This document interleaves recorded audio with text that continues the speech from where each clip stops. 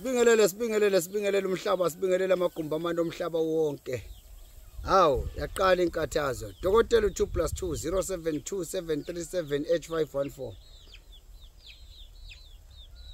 Dokotela abanye bathi ngesigada senyama safele emazweni undaba zabantu zakhulumisa amakhulumo kwahlula iphoyisa. Mqabza nkukhu zinamatshwele. Hawu, la ngikhona ngaso sonke isikhathi hleze kunenkukhu. Bese ngithi qab enkukhwini bese khala amatshwele. Bathi mzimba unendleka, ngithi umzimba kufanele ukhandle kusuku nosuku bakithi ukuze uthole ithelo. Awukhandle kusuku nosuku umzimba kuze kuvele ithelo. Abantu abasukume, abantu abalwela impilo zabo. Masithi ngekuhlale kunje 0727378514. Kangala kunjalo.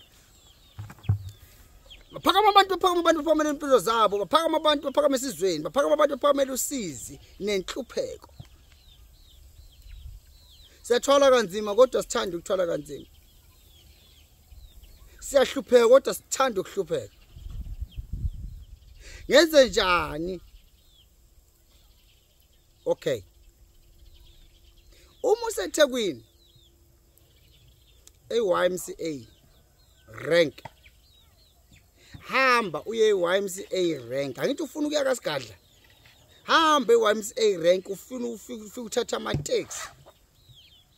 Uthatha ama-taxi ayebhambanana. Uma useGoli, hamba uye Wanderers, uthatha ama-taxi ayebhamba. Lawo ma-taxi azokubeka ngqo kwaSigadla senyama safele emazweni.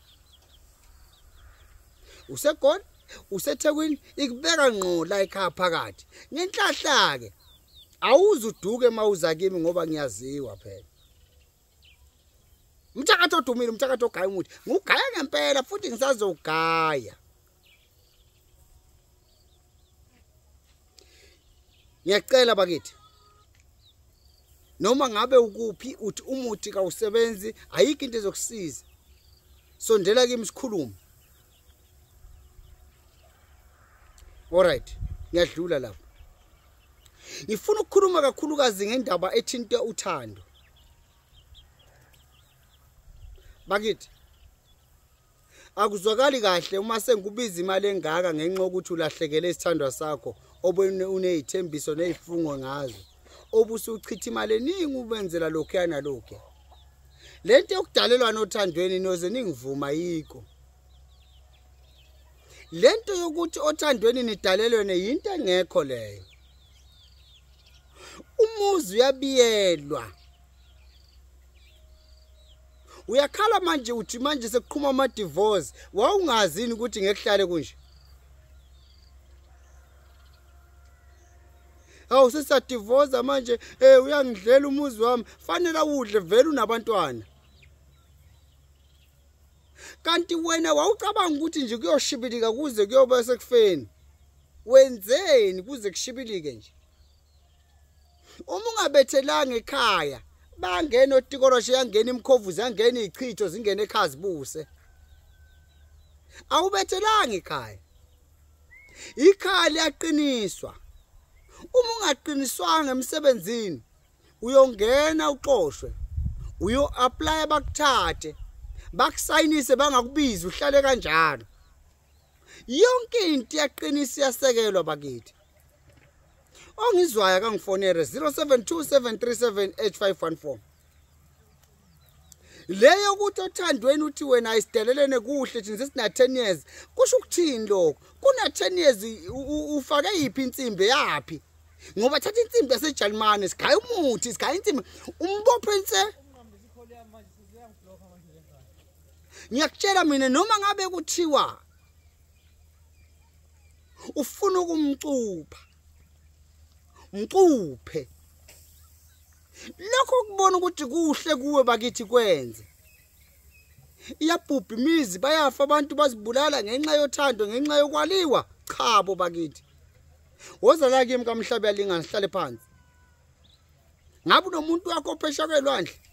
Noma ngabe ukuphoza kimi sihlale phansi, ngikunike ikhubalo lekhubalo.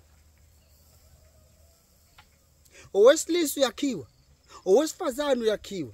Kahle kahle into yakho uma uyithanda uyayibiyela, uyayisekela, uba nomona nayo, iba nomona nomuntu wakho omthandayo. Ngilapho. Iba nomona nento yakho oyithandayo.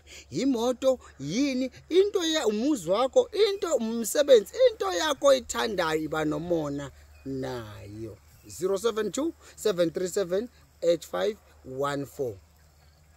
Hey, musu ukuthi awungizwa wena. Into yakho oyithandayo iba nomona nayo. 072 737 8514. Nanoma ngayini oyithandayo iba nomona nayo. Kuyokusiza kusasa. Kuyokusiza kusasa. Kungcono kuvikela kunokwelapha. Kungcono kumkhanda eli kunokuthi umlande. 072 737 8514. Iba nomona nento yakho oyithandayo. Udokotela 2+2 ngila kwaMhlaba lengane. 072 737 8514. Okuhle nokumhlophe siyabonga.